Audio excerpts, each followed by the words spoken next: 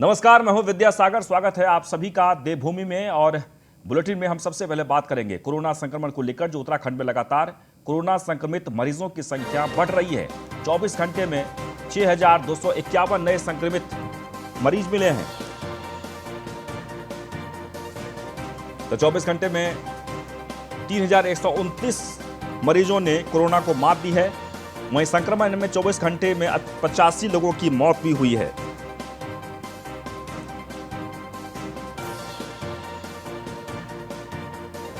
तो देहरादून हरिद्वार में मिले हैं सबसे ज्यादा नए केस। आपको बता दें कि कोरोना संक्रमण का जो रफ्तार है वो लगातार बढ़ ही रहा है और अब तक 1,20,000 से ज्यादा लोग ठीक हुए हैं।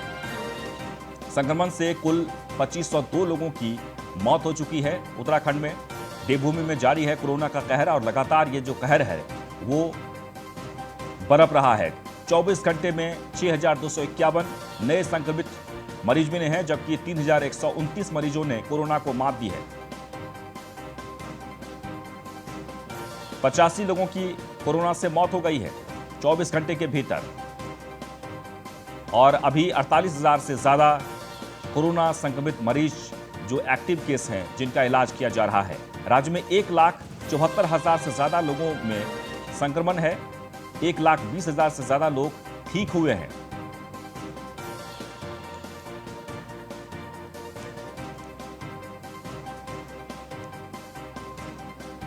तो देवभूमि में जारी है कोरोना का कहर। 24 घंटे में 6,251 नए संक्रमित मरीज मिले हैं। वहीं 3,129 मरीजों ने कोरोना को मात दी है। आपको बता दें कि उत्तराखंड में भी लगातार कोरोना की जो रफ्तार है वो बढ़ती दिख रही है। 85 लोगों की मौत हुई है 24 घंटे के भीतर। वहीं राज्य में 48,318 एक्टिव केस की संख्या है। वहीं देहरादून हरिद्वार जो सबसे ज्यादा प्रभावित है कोरोना संक्रमित मरीजों से। इस वक्त 1,74,000 से ज्यादा लोगों में संक्रमण पाया गया है, जो कि 1,20,000 से ज्यादा लोग ठीक हुए हैं। यानी ठीक होने की जो संख्या है वो भी काफी अच्छी है। उत्तराखंड में 2,502 लोगों की मौत हो चुकी है अब तक। यानी उत्तराखंड की बात कर लीजिए तो कोरोना से 2,502 लोगों की अब तक मौत हो चुकी है। और 24 घंटे के भीतर 6,251 नए संक्रमित मरीज मिले हैं। लेकिन सबसे अहम बात यह कि 24 घंटे के भीतर 3,129 मरीजों ने कोरोना को मात भी दी है, यानी कि ठीक हुए हैं कोरोना से और वो अपने घर चले गए, डिस्चार्ज कर दिए गए।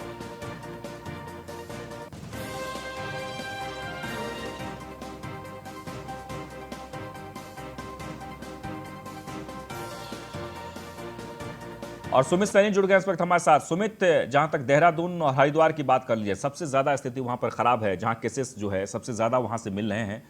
आज हरिद्वार की क्या स्थिति रही?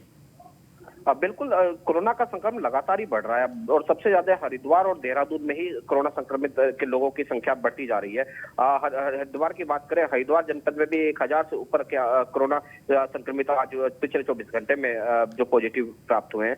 और ऐसे ही देहरादून में भी 2,000 से ऊपर का कोरोना संक्रमण का आंकड़ा है। लगातार बढ़ता जा रहा है कोरोना। हालांकि जो कोरोना कर्फ्यू लगा हुआ है, अब ये 3 मई तक कोरोना कर्फ्यू पूरे राज्य में लगा हुआ है, लेकिन फिर भी कहीं ना कहीं इस चैन को अभी तोड़ नहीं पाए हैं और संक्रमण लगातार ही बढ़ता जा रहा है। जहां संक्रमण कम होना चाहिए था, अब लगातार उससे भी अधिक जो आंकड़े हैं, आंकड़े डरावने वाले लगातार आ रहे हैं। जी जी। लेकिन अस्पतालों के क्या हाल है? ठीक हो रहे हैं मरीज? बिल्कुल, बात करें तो अस्पतालों के ठीक होने की संख्या में भी ये बड़ा अच्छा पहल है ठीक होने की। 3,000 से लोग ठीक होकर आज अपने घर भी पहुंचे हैं पूरे उत्तराखंड में। और हरिद्वार में भी बात करें तो हरिद्वार में भी लोग ठीक होकर पहुंच रहे हैं। लेकिन कहीं ना कहीं जो ये पॉजिटिव होने की संख्या है ये बढ़ती जा रही है। तो कहीं ना कहीं जो बेडों की समस्या है और मेडिकल सुविधाओं की समस्या है वो लगातार जस की तस बनी हुई है। जी। लेकिन जो बार बार शिकायतें मिल रही थी कि जो लोग आ रहे हैं उसका ट्रीटमेंट ठीक से नहीं हो पा रहा है, बेड नहीं है, ऑक्सीजन नहीं है, क्या ये सब ठीक हो गए हैं? बिल्कुल सही बात है। ये इसके लिए सरकार की तरफ से, प्रशासन की तरफ पहल तो उठाई गई है। कहीं ना कहीं जो रेडमेड इंजेक्शन की बात की जा रही थी, जो कोरोना के लिए इंजेक्शन था, उसके भी 7,000 से ऊपर जो अहमदाबाद से मंगाए गए हैं उत्तराखंड के लिए, वो सभी जिलों में उनको सभी जिलों में डिस्ट्रीब्यूट कर दिया गया है उसको। लेकिन जो धरातल पर अभी भी ऑक्सीजन की समस्या है। अभी क्योंकि सबसे बड़ी समस्या यह है कि जो क्रिटिकल जो मरीज हैं, जो गंभीर स्थिति हो जाती है जिनकी, तो उनको वेंटिलेटर वाला बेड चाहिए, और वो ऐसी स्थिति ना तो देहरादून में दिखाई दे रही, ना हरिद्वार में दिखाई दे रही, क्योंकि हॉस्पिटल हैं, कोविड केयर सेंटर बहुत हैं और बेड भी बहुत हैं, लेकिन जो क्रिटिकल जो मरीज हैं, जिनको भर्ती होना है, जिनको इमरजेंसी है, त्वरित जिनको इलाज चाहिए, जिनको वेंटिलेटर भी चाहिए, ऑक्सीजन भी चाहिए, तो ऐसे बेडों की समस्या जस की तस बनी हुई है। बिल्कुल, एक बार फिर से हम दर्शकों को बता दें कि लगातार स्थितियां जो है वो दयनीय है, लेकिन फिर भी उसमें सुधार भी देखने को मिल रहा है। 24 घंटे के भीतर जो 85 लोगों की मौत हो गई है कोरोना से उत्तराखंड में।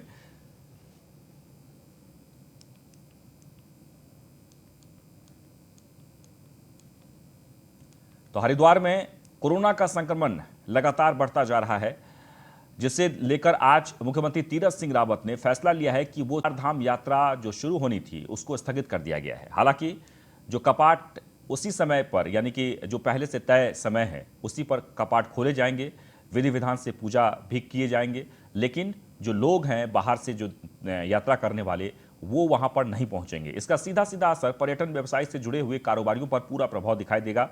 कहीं ना कहीं होटल व्यवसायी और ट्रेवल्स व्यवसायी के अंदर एक रोष की भावना भी बनी हुई है। देश में कोरोना का संक्रमण लगातार ही बढ़ता जा रहा है। उत्तराखंड में भी कोरोना के संक्रमण के बढ़ते हुए प्रकोप को देखकर आज मुख्यमंत्री तीरथ सिंह रावत ने भी ये फैसला लिया है कि जो चारधाम यात्रा जो शुरू होने जा रही थी उसको भी स्थगित कर दिया है। हालांकि जो कपाट है मंदिरों के वो अपने तय समय अनुसार ही कपाट खोलेंगे और पुजारियों के द्वारा पूजा अर्चना की जाएगी, लेकिन जो आने वाले श्रद्धालु, जो आने वाले यात्री हैं चारधाम में, उनको किसी तरह से भी अब यात्रा पर पूर्णतः पाबंदी लगा दी गई है, क्योंकि कोरोना के संक्रमण के चलते लगातार लॉकडाउन की जो प्रक्रिया है पूरे प्रदेश में ही लगी हुई है। चाहे हरिद्वार हो या पूरा प्रदेश हो, देहरादून राजधानी सहित सभी राज्यों में, सभी जिलों में लगातार सब कुछ बंद दिखाई दे रहा है, क्योंकि कोरोना कर्फ्यू लगा हुआ है। कोरोना संक्रमण का लगातार कहर बढ़ते हुए देखकर सड़कों पर भी सन्नाटा पसरा हुआ है।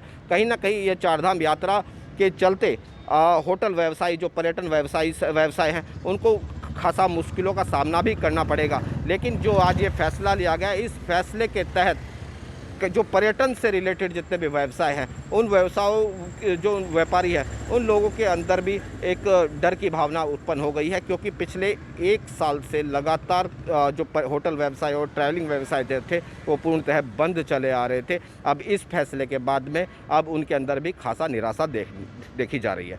कैमरा पर्सन के साथ सुमित सैनी, न्यूज़ 1 इंडिया, हरिद्वार। तो पूरे देश में कोरोना का कहर लगातार बढ़ता जा रहा है। धर्मनगरी हरिद्वार में भी कोरोना का संक्रमण लगातार बढ़ता जा रहा है। ऑक्सीजन, वेंटिलेटर की कमी के कारण कई लोगों की मौत भी कोरोना के संक्रमण की वजह से हुई है, क्योंकि मरीजों को ऑक्सीजन युक्त बेड या वेंटिलेटर बेड नहीं मिल पाने के कारण भी लोगों की समस्या लगातार बढ़ती जा रही है। वहीं दूसरी ओर समाज सेवी संस्थाएं लगातार हरिद्वार में लोगों की सहायता के लिए इस कोरोना काल में निरंतर इस लड़ाई में साथ देती दिखाई दे रही है। बीइंग भागीरथी संस्था के संस्थापक शिखर पालीवाल जो लगातार लोगों की मदद करते हुए दिखाई दे रहे हैं। देखिए हमारे संवाददाता सुमित सैनी ने संस्थापक शिखर पालीवाल से खास बातचीत की। कोरोना लगातार हाहाकार मचा रहा है पूरे देश में। तमाम जगह कोरोना की महामारी लगातार बढ़ती ही जा रही है। हरिद्वार की बात करें तो हरिद्वार में भी कोरोना पूरा अपना कहर बरपा रहा है, जहां कोरोना से लगातार मृत्यु के आंकड़े भी बढ़ते जा रहे हैं। कहीं ना कहीं कोरोना के चलते, इस कोरोना की ये दूसरी लहर जो चल रही है, इसमें कहीं ना कहीं जनप्रतिनिधि अपने कहीं नहीं दिखाई दे रहे हैं, और कहीं ना कहीं अब समाज सेवी संस्थाएँ भी इसमें लगी हुई है। हमारे साथ एक समाज सेवी संस्था है, उनके जो अध्यक्ष हैं वो हमारे साथ है, बीइंग भागीरथी के शिखर पालीवाल। कहीं ना कहीं ये इंसान है जो कोई भी ऐसी समस्या होती है, किसी को भी किसी तरह की ऐसी समस्या होती है, ये अपने आप ही कूद पड़ते हैं इस महामारी में भी, जो दूसरी लहर में जहां लोग मर रहे हैं। अब यहाँ एक संस्था के जो ये बीइंग भागीरथी के अध्यक्ष हैं, आइए इनसे जानते हैं किस तरह का इनका अनुभव रहा है। शिखर पालीवाल जी, आपका स्वागत है। जहाँ देखा जा रहा है अब कहीं ना कहीं जनप्रतिनिधियों को लोग कॉल कर रहे हैं, कोई रिस्पांस नहीं मिल पा रहा, कोई फ़ोन नहीं उठा रहा। अब लोग मर भी रहे हैं, लोगों को समस्याओं का सामना करना पड़ रहा है, और लोग लगातार हम भी देख रहे हैं, फेसबुक के माध्यम से भी देख रहे हैं, और हम फील्ड में कवर करते हैं तो भी आपको कहीं ना कहीं देखते ही हैं। तो किस तरह से चल रहा है आज का, इसीलिए देखिए सब लोग अपने अपने माध्यम से प्रयास कर रहे हैं, और ये पहली ऐसी महामारी है जिसमें देश में अघोषित इमरजेंसी टाइप की घोषित हो गई है। आप देख सकते हैं किस तरीके से लोग परेशान हैं, त्राही कर रहे हैं, लेकिन कुछ ऐसे लोग हैं, कुछ करोड़ों लोगों की जिम्मेदारी लेने वाले कुछ हज़ारों लोग हैं जो देश के विभिन्न हिस्सों में काम कर रहे हैं। ऐसे ही एक छोटा सा प्रयास हमने यहाँ शुरू किया था, मैंने अपने ही मोबाइल नंबर को एक टोल फ्री के रूप में फेसबुक पे वायरल किया, व्हाट्सएप पे वायरल किया कि जिसको कोई भी ज़रूरत हो, कोई वैक्सीन ना मिल रही हो, कोई दवाई ना मिल रही हो, कहीं ऑक्सीजन ना मिल रहा हो, तो हमने अपने अपने लिंक से जितने कॉलेज, स्कूल, दोस्तों के, मित्रों के, हमारे संगठन के जितने लिंक्स थे, हमने सब एक जगह पे इकट्ठे किए, एक मीटिंग करी, वर्चुअल मीट के बाद सबका कॉन्टैक्ट नंबर निकाले और ऐसे ऐसे कई सारे लिंक निकल के आए जो लोग सेवा करने के लिए आगे आ गए। बिल्कुल, ये हमारे साथ थे शिखर पालीवाल। अगर फेसबुक या सोशल मीडिया पर भी देखते हैं तो कहीं लोगों की जिन लोगों की इनके द्वारा मदद की गई है, लोग अपनी पोस्टें कर रहे हैं, उस पर डाल रहे हैं कि कहीं ना कहीं आज हमारी इसकी वजह से मदद हुई है, जान बचे। कहीं ना कहीं कई लोगों के जीवन की रक्षा ये कर चुके हैं, क्योंकि कहीं ना कहीं जो आम आदमी को बेड ना मिलने के कारण विफलता महसूस होती थी और कहीं ना कहीं जो तड़पते हुए लोग हमने भी देखे, जो इनके द्वारा कई लोगों की मदद हुई है, जिनसे जीवन भी बच पाया। कैमरा पर्सन के साथ सुमित सैनी, न्यूज़ 1 इंडिया, हरिद्वार। रुड़की में कोविड गाइडलाइन का पालन नहीं किया जा रहा है। बता दें कि सरकार ने सभी बाजारों को 4 बजे बंद करने के आदेश दिए हैं, तो वहीं कुछ मॉल और दुकानें ऐसे भी हैं जो गाइडलाइन का उल्लंघन कर रही है। आइए हम आपको वहां की रिपोर्ट दिखाते हैं। पता है कि मार्केट को 4 बजे बंद करने का आदेश पारित हुआ है, लेकिन उसके बाद भी कुछ लोग ऐसे हैं, जैसे कि हमारे यहाँ विशाल मेगा मार्ट है रुड़की के अंदर, वो जो है लगातार खोला जा रहा है और रात के अंधेरे तक भी खोला जाता रहता है। वहीं अभी आप देख सकते हैं कि अंदर से कस्टमर भी आए हैं, कुछ तो कस्टमर वहाँ सामान लेकर के आ रहे हैं और अभी अंदर और भी कुछ कस्टमर अंदर मौजूद है। जो यहाँ के कर्मचारी है वो लगातार गेट जो शटर है उसको उठा रहे हैं, कस्टमर को निकाल रहे हैं, यानी कि ये सरकार की गाइडलाइन का उल्लंघन यहाँ पर सीधा सीधा देखा जा सकता है। जिस तरह से यहाँ पर विशाल मेगामार्ट पिछली बार की बात की जाए तो पिछले लॉकडाउन में भी ये लगातार खुलता रहा है, जिसमें इसके बाद कोई अनुमति नहीं थी, लेकिन इनका कहना था कि अनुमति मिली हुई है। आप देखते हैं कि विशाल मेगामार्ट की जो मार्केट है लगातार ऐसे ही सरकार की गाइडलाइन का उल्लंघन कर रही है, खुलेआम यहाँ पर उल्लंघन दिखाई दे रहा है। और यहाँ पर जो कस्टमर अभी भी अंदर मौजूद है, जबकि इन्होंने मीडिया कैमरा देख करके यहाँ शटर डाल लिया है, जो उस कस्टमर सामान लेकर वहाँ से निकल रहे हैं उनको जाने के लिए शटर खोला जा रहा है। अब देखने वाली बात होगी कि तहसील प्रधान जो यहाँ पर ज्वाइंट मजिस्ट्रेट या SDM या पुलिसकर्मी है, वो इनके ऊपर या पुलिस अधिकारी जो है क्या कार्रवाई करते हैं आने वाले समय बताएगा। लेकिन जिस तरह से यहाँ पर सरकार की गाइडलाइन का उल्लंघन यहाँ पर किया जा रहा है, उसके खिलाफ इनके खिलाफ मुकदमा होना तय है। अब आने वाला समय बताया कि प्रशासन क्या इनके ऊपर एक्शन लेता है। मैं Sunil Patel, news 1 India, Roorkee. Corona को लेकर कैबिनेट मंत्री गणेश जोशी ने बैठक की है। स्वास्थ्य विभाग के अधिकारियों के साथ बैठक की है। प्रदेश की स्वास्थ्य सेवाओं को लेकर अधिकारियों से बातचीत की है। मसूरी में कोविड केयर सेंटर बनाने के निर्देश दिए गए हैं। उप जिला चिकित्सालय को 40 ऑक्सीजन सिलेंडर दिए गए। राज्य सरकार संक्रमण से निपटने के लिए पूरी तरीके से तैयार है। सीएम तीरथ सिंह रावत इस संबंध में दिन रात काम कर रहे हैं। ये बातें भी उन्होंने बैठक में कही है। 490 पॉजिटिव केस यहां पर मिले हैं, 6 लोग हॉस्पिटलाइज हैं और मैंने तो ये भी कहा है कि अगर यहाँ पर ऑक्सीजन प्लांट लगाना पड़े तो हम उसको भी लगाने को तैयार हैं। उसके बारे में हम बातचीत कर रहे हैं। 2 एम्बुलेंस हम पहले यहाँ पर हंस फाउंडेशन के माध्यम से दे चुके हैं। अभी CMS ने मुझसे एक एम्बुलेंस की मांग की है। शीघ्र यहाँ पर एक 108 हम यहाँ पर तैनात करेंगे, जो पूरे इक्विपमेंट जिसमें लगे हुए होंगे। स्वास्थ्य सेवा में कोई कॉम्प्रोमाइज नहीं किया जाएगा। इसके लिए मैंने अभी 50 लाख रुपया मसूरी के हॉस्पिटल के लिए और 50 लाख रुपया देहरादून कैंट हॉस्पिटल को मैं दे रहा हूँ, जिससे यहाँ की स्वास्थ्य सुविधाओं में वृद्धि की जाएगी। जो दिक्कतें जहाँ पर उसको दूर किया जाएगा और लगातार हमारे अधिकारी, हमारे कार्यकर्ता, प्रशासन का ऋषिकेश में अखिल भारतीय कांग्रेस कमेटी के सदस्य जयेंद्र रमोला ने एक बैठक की है। इस दौरान उन्होंने बताया कि पूर्व राष्ट्रीय अध्यक्ष राहुल गांधी के निर्देश पर पूरे ऋषिकेश विधानसभा में कांग्रेस कार्यकर्ताओं द्वारा कोरोना मरीज के लिए control room sunrise waiting hall में बनाया गया है, जहां पर पिछले 4 दिनों से हेल्पलाइन नंबर के माध्यम से कांग्रेस के कार्यकर्ताओं ने कोरोना संक्रमण मरीजों को और उनके परिजनों को मदद करने का काम कर रहे हैं। साथ ही जरूरतमंद कोरोना के मरीजों को जिनको घर पर ऑक्सीजन की आवश्यकता है, उनको ऑक्सीजन सिलेंडर की मुफ्त में मदद दी जाएगी।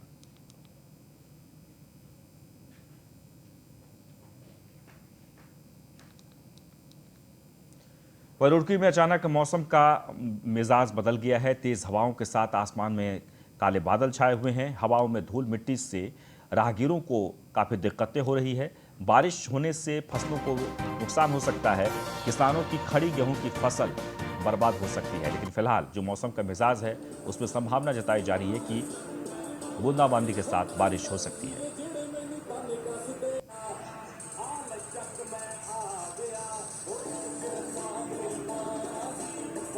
तो रुड़की की तस्वीर है। तस्वीरों में आप देख सकते हैं कि मौसम का मिजाज बदला है और वहां पर तेज आंधी के साथ हल्की बारिश की संभावना है। हालांकि तूफान आया हुआ है, यानी तेज हवाओं के साथ काफ़ी जो है तेज आंधी है और कहा यह जा रहा है कि अगर वहां पर बारिश होती है तो सबसे ज़्यादा नुकसान अगर किसी को होगा तो खड़ी गेहूं की फसल को।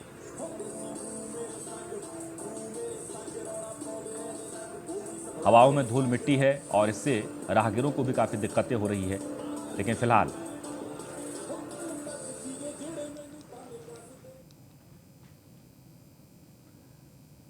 आगे बढ़ते हैं और आपको बता दें कि अब खबर धर्मनगरी हरिद्वार से, जहां पर एक ऐसी खबर जिसे देखकर आप हैरान भी होंगे और थोड़ा चौंक भी जाएंगे। दरअसल अब तक आपने देवभूमि में 4 धाम यात्रा के लिए पैकेज सिस्टम के ऑफर सुने होंगे या फिर उत्तराखंड के किसी टूरिस्ट स्पॉट में 2 दिन और 3 रातों के लिए टूर पैकेज का ऑफर लिया भी होगा।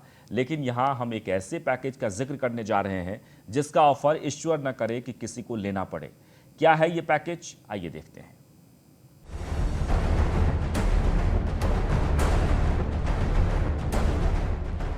कोरोना काल में अस्पतालों से जिंदगी की जंग हारने के बाद शव में बदल चुका इंसान इसी स्थान पर पहुंचता है, या ये कहें कि पहुंचाया जाता है।